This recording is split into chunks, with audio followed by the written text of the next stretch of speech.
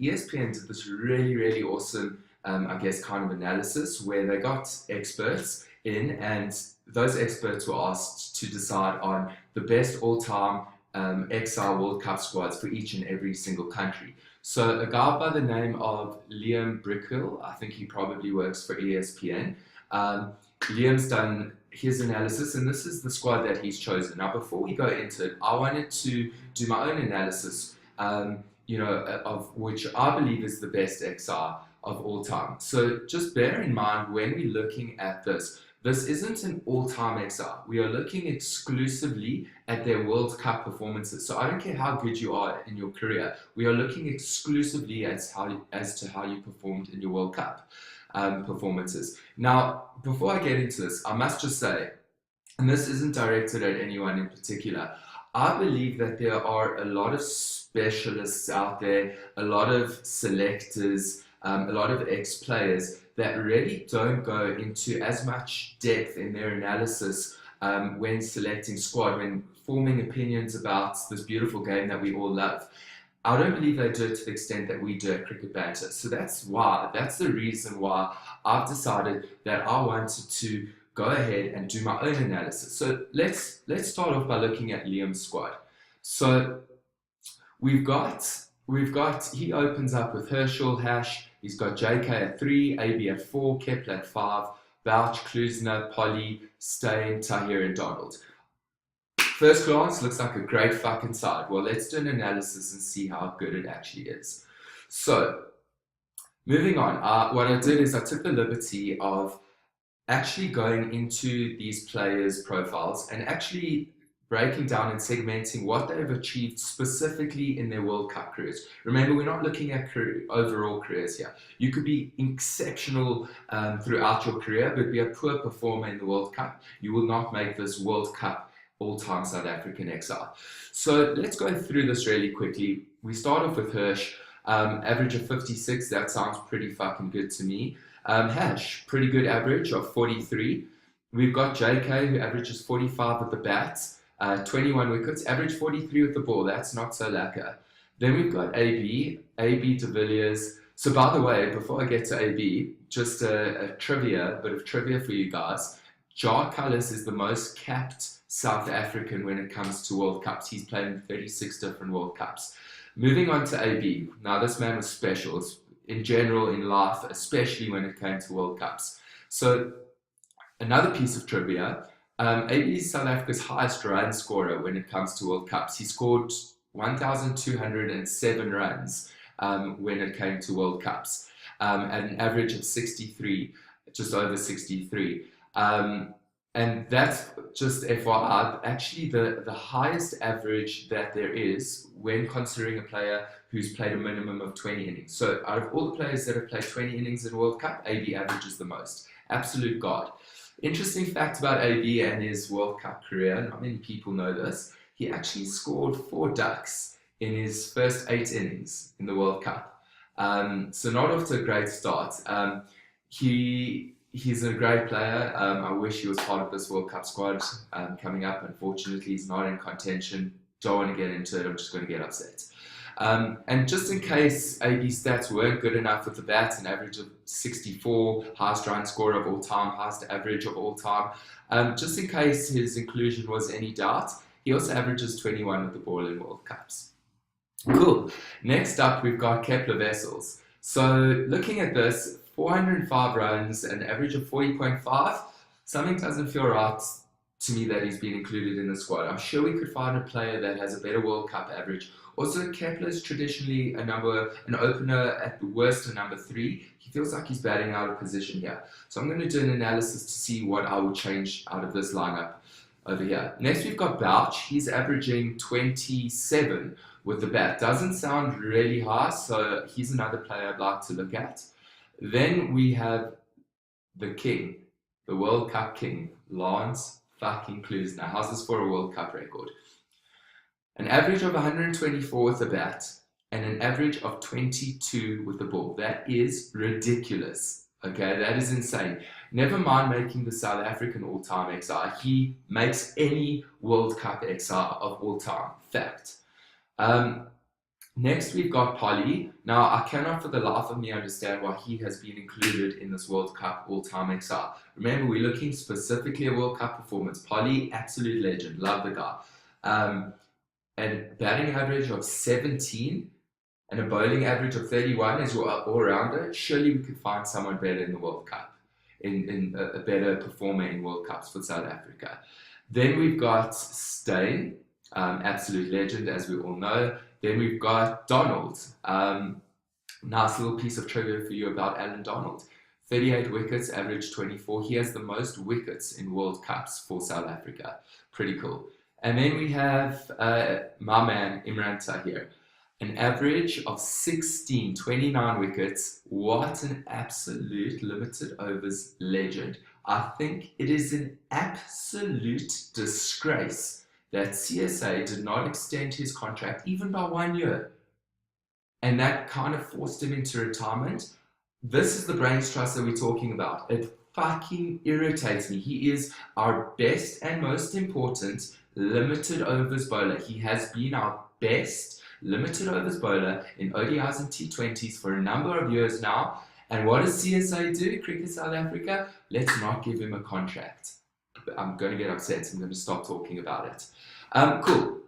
So this was Liam's squad. So I think overall, pretty decent team. I do think that there are some holes. I've done an analysis as to how I think I can make this team even better than it already is. So these are the players that I kind of want to look at. So Hash, great average of 43. I've just had a suspicion that we could find someone better. Kepler, batting out of position, average of 40. Again, kind of think thought I could find someone better. Bouch, an average of 27. Do we have a keeper that has a better average? That's a better keeper, perhaps. Let's look at that. Polly, without a shadow of doubt in my mind, Polly cannot be in this team. There has to be someone else who has a better World Cup record than a batting average of 17 and a bowling average of 31. And then, not that Dale Steyn's average is bad at 23, but I just had a sneaky suspicion that there was someone else that could be better for us to include in the squad. So all the players with question marks, I've got 2, 4, 5 question marks here. Let's see who we could find that would be better. Cool. So let's get started. We're going to start with Hash. So this was pretty cool what I did. So I'm at 639 runs in World Cups and an average of 43. Now, what I wanted to do is I just looked at various other openers that we have in the South African circuit that had played World Cups for us. So I came across these guys with the best records out of all of them. We've got Kirsten averaging 47 as an opener. We've got Wessels averaging 40.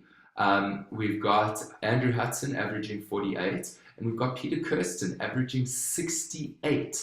Now, as we know, stats can be misleading. Averages can be misleading. So what I wanted to do is I went into each of their individual performances and I looked at every single game that they played and I wanted to understand who are they making these runs against.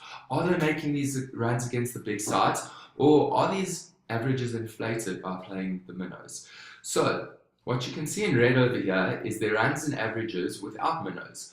So, and I say minnows with respect because I believe anyone that plays in a World Cup is worthy of being there. But having said that, you obviously want to pick your best XR based on the guys that are doing well against the best teams out there. So Hash scored a massive 100. He scored 159 against Ireland in 2015. I was actually at that game. Phenomenal innings. If you take out that innings, his average drops from 43 to 34, which isn't great as an opener. Then we've got Gary Kirsten, awesome average, 47, opening the batting. But if we take out his infamous 188 not out against the UAE, his average goes down to 36, also not that great as an opener. FYI, Gary's 188 not out versus the UAE, that is still a South African record to this day. Faf got pretty close a couple of years back. I think it was against Australia or Bangladesh where it was against Bang, and he got 185, and I think Quinton got a big 178 or so against Australia, but Gary's 188 still stands. Then we've got Kepler. Kepler was actually very consistent against all the teams. He didn't have one particular performance that made his stats kind of stand out more than they should have. So his average stays the same. There was no kind of minnow bashing over there. Then we've got Andrew Hudson. So Andrew Hudson, average of 48. He did score a massive 161 against Netherlands. So if you take them out of the equation again, his average drops to 37. And then last but not least, I was fascinated to find this. Peter Kirsten, 410 runs at an average of 68. Absolutely phenomenal. No big scores against minnows to inflate the average. That was being consistently good against some really, really good sides. And just in case that wasn't enough, he also has 5 World Cup wickets at an average of 17. So if we look at all of the options over here, we've got a guy who averages 34 hash, Kirsten 36, Wessels 40 and a half, Hudson 37, and Peter Kirsten 68. For me, it's an absolute no-brainer. We've got to go with Peter Kirsten. So I'm going to replace Hash in this team. I'm going to replace him over here with Peter Kirsten. Cool. The next one that I wanted to look at is Kepler Wessels. Like I said, he's also a batting out of position. He's not a number 5. He's an opener or number 3. He's a top order batsman. He played like that his entire career, so I'm not sure for what reason he's being included as a number 5 in this team. It doesn't really make sense to me. So I looked at some competition. I looked at Wessels against the next best 2 guys that could be in that number 5 position, and or middle order, don't have to necessarily bat a number 5. So if we had Wessels averaging 40 with the bat, well, we have David Miller. He averages 65 in World Cups. We have Faf, who averages 54 in World Cups. So I can't understand why Kepler was included over either of these 2 guys. So I couldn't really pick between Miller and Faf. So I had to go deep into the analysis. And what I decided to do is I decided to look at how these guys have done, again, without playing the minnows. So Miller scored a massive 138 not out against Zimbabwe. I was actually, funnily enough, at that game as well. And that obviously inflated his average. His average goes down to still a respectable 37.2, but not great. Faf, okay, he scored 100 against Ireland. He scored 109 against Ireland in the World Cup. And basically, when you take out that score from his performance, his average goes down to 47, which is still fucking high. So if I'm going to choose one of these 3 players to fill that number 4-5 slot position, for me it's got to be Faf. I mean, you're comparing him to an average of 40 and a half. You're comparing to an average of 37 and a half, and you're comparing to an average of 47, which Faf has. So for me, it's an absolute no-brainer. Faf has to take the cake. Cool. Next, what I did is I looked at Boucher. Just the average of 27 in World Cups kind of just stood out to me. I felt surely we could find someone better. So I did an analysis on all of the keepers that have played for South Africa in World Cups. So first off, we've got Boucher averaging 27. Then we have Dave Richardson only averaging 22. And then we have Quinton de Kock. Now, a lot of people might have included de Kock because they assume because he's such a brilliant ODI player, he actually doesn't have a very good ODI record.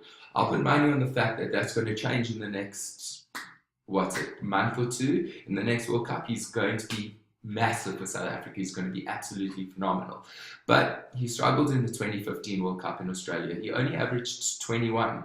The only other keeper I could find that played for South Africa was a guy by the name of Steve Palfreman. Some of you will remember him. Now, Steve Palfreman is famous for the wrong reasons. Firstly, he averaged 15 in World Cups, so he's not even going to be considered. But more importantly, in the 1996 World Cup, South Africa played West Indies in a quarter-final, and a guy by the name of Brian and Charles Lara came out to bat. And Palfreman dropped Lara. And Lara went on to make 111 and win West Indies the match. So, going back to which keeper I'm going to choose, Boucher actually he has the best average. And I didn't get to see a lot of Richardson in my lifetime. He was a little bit before my time. But from what I've heard, Boucher technically was the best keeper out of all of them. So I'm going to keep with Boucher in my side. I agree with that. Cool. The next one that we want to look at is Sean Pollock. man only averaged 17 with the bat and 31 with the ball. So now this one is tough. This wasn't a straightforward decision before I get into this. So I kind of wanted to get the balance of this team right. If we look at the team, we've got 1, 2, 3 bowlers. We've got 1, 2, 3 all-rounders. So we do have 6 bowlers. If we replace Polly with an out-and-out batsman, for example, then we are left with only 5 bowlers, but 2 of them are all-rounders. What if one of them has a bad day? What if one of the bowlers has a bad day? I like the balance of this side where there's 6 options to bowl 5 overs as opposed to five bowlers to bowl 5 overs. So if someone's having a bad day, if they're having an off day, someone else can step up to the plate. So I bear that in mind, and I wanted to go with a specialist bowler, a specialist all-rounding bowler, an all-rounder that's more of a bowling all-rounder than a batting all-rounder. I wanted to, actually I take that back, it wasn't necessarily a bowling all-rounder, it was an all-rounder and not a specialist bowler, okay, because I wanted that extra depth that can be crucial in World Cups when selecting your side. So let's get into it. Okay, we have these options as our all-rounders. So I'm going to talk you through them. So we're going to start off with Polly, 17 average with the bat, 31 with the ball, shocking. Andrew Hall, only 16 with the bat, but look at that, 23 average with the ball, 19 wickets. He had a really, really good World Cup as a bowler. Next up, we have Brian McMillan. He averaged 29 with the ball and 25 with the bat. That's pretty awesome. Those are pretty good all-rounder figures. And lastly, surprisingly for some, Robin Peterson. He was pretty good in World Cups. He averaged 27 with the bat and 20 with the ball. So it was kind of between Peterson and McMillan for me. For me, Hall just didn't have the batting average. He also didn't score that many runs. Even though his bowling average was really good, I couldn't count him in. So for me, it was between Brian McMillan and Peterson. So what I did is I looked at McMillan. He had a lot more experience with the bat, 145 runs compared to Peterson's 55. That's probably coming in only a handful of innings. McMillan also had an average of 25 with the ball. Peterson's was slightly better. So yes, Peterson had a better average with the ball, but McMillan had a slightly better average with the bat, and he played more games, he scored more runs. So I'm going to go with the more experienced campaigner, and Brian McMillan's going to be my all-rounder for the all-time South African cricket XI to replace Shaun Pollock. Cool. Next up, I looked at Dale Steyn. Now, before I get into a lot of trouble from people for even suggesting that he should make the squad, it was just a gut feel. Literally, Steyn is the best fast bowler of this generation, hands down. He obviously probably has a better test record than ODI record, but his ODI record is extremely respectable. I just had a gut feel that there was someone better, average-wise, that had taken a similar amount of wickets. So it was more gut feel than me taking a dig at Dale. Now, I know a lot of you are wondering, well, while you're looking at Dale, he's got an average of 23. It's actually better than Alan Donald's average of 24. Why you're not looking at AD? AD has the most wickets for South Africa. For me, that experience is worth a differential of 1 average. To have your most experienced, highest wicket taker, he has to be in your side. And he has a pretty good average as well. So, I looked at the stats, and this is what I came up with. I found 2 guys that had really, really impressive World Cup records. We have Morne Morkel, who has 26 wickets and an average of 19. Now, Steyn had 23 wickets and an average of 19. Okay, so Morkel has more wickets at a lower average. We also had Andre Nel. He took 12 wickets at 18. That is a ridiculous average. The difference between Morkel and Nel is Morkel played 14 games, Nel only played 6 games. So yes, Nel had a slightly better average, but I am going for the more experienced campaigner over here. So this is Cricket Banter's, not ESPN's. This is Cricket Banter's all-time South African World Cup XI. So made a few changes. We brought in Peter Kirsten. We brought in Faf at number 5. I I did swap Klusener and Boucher around. I'd rather have Klusener at 6 than Boucher. We brought in Macmillan. We kept Boucher in the side. We've also got Mornay coming in for Dale, and I think that is a pretty awesome side. I think that if this team had to play in this upcoming World Cup, I think we'd be going pretty far.